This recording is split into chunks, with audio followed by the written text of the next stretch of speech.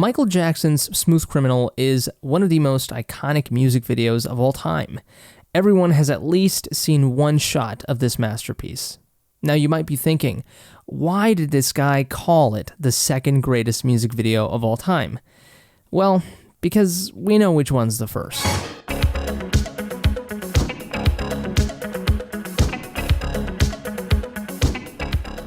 But that'll be for another time, most likely October. So let's talk Smooth Criminal.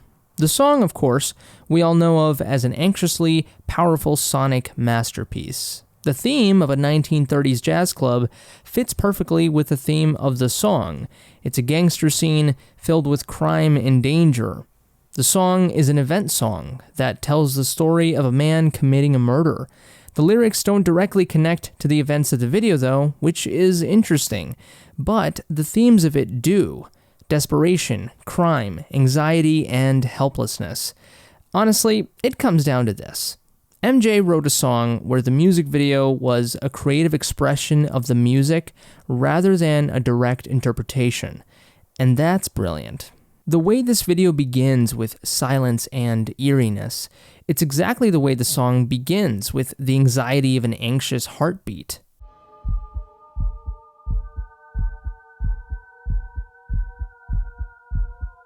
The smallest sounds, a man cracking his fingers, the flick of a blazer, even the silent turning of the eyes gives the audience enough breadcrumbs to be on their toes about what's going to happen next. We are anxious, and the coin traveling from one end of the room is the final inhale of anxiety, with its entrance into the jukebox, slamming the song into existence, being the exhale that we all needed.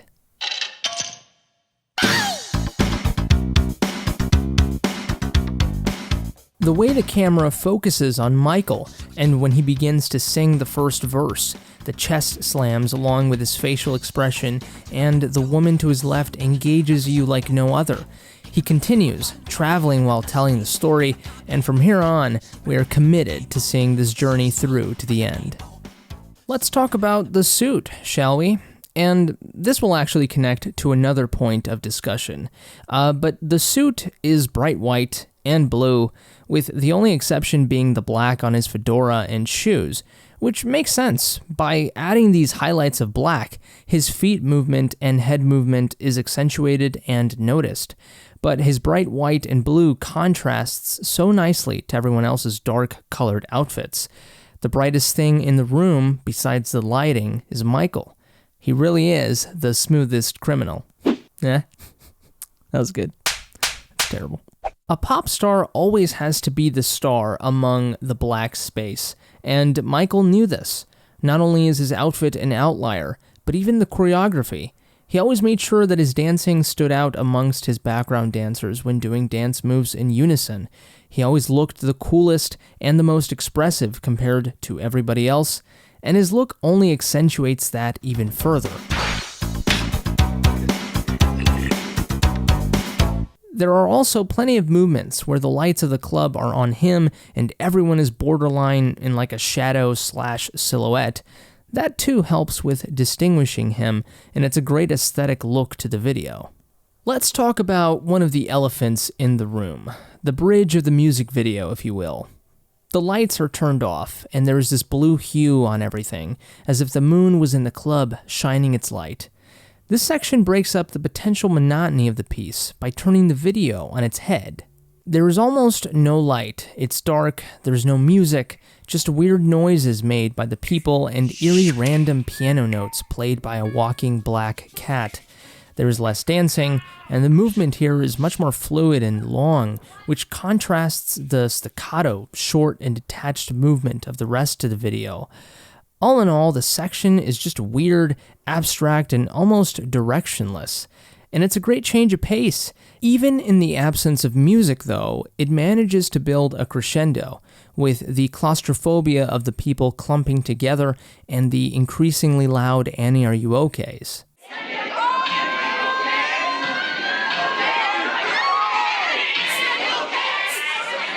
This makes the climax, the return to the music and scene, much more powerful.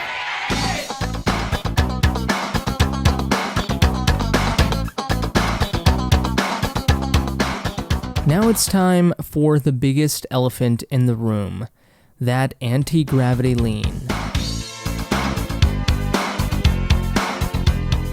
Now, how the dance move is done is pretty well known, I would say, but just in case, it's basically done by placing two anchors/nails on the floor that hook to the heel of both shoes.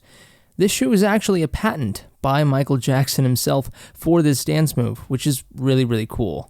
But yes, so he slips into these anchors on the dance floor, and then after that, it's just having the physical core strength to lean and lean back. This move right here further cemented Michael Jackson as a more than capable and credible dancer that didn't just rely on simple hip-hop dance moves. This proved he had the technical side of a dancer even more, too. The aesthetic impact of this move as well, like the moonwalk, was like no other. Michael was always trying to defy reality and transcend it. This was just one of the many ways he did so. Also, this move, when it comes to how it fits in the music and the choreography, it stands out perfectly, not just for the obvious anti-gravity aspect of it, but also because it's a sore thumb in the themes of the video. This move is complete bliss, almost. It's slow, long, and ethereal in comparison to the very anxious and poignant sea of the rest of the dance and music. That's why it's powerful.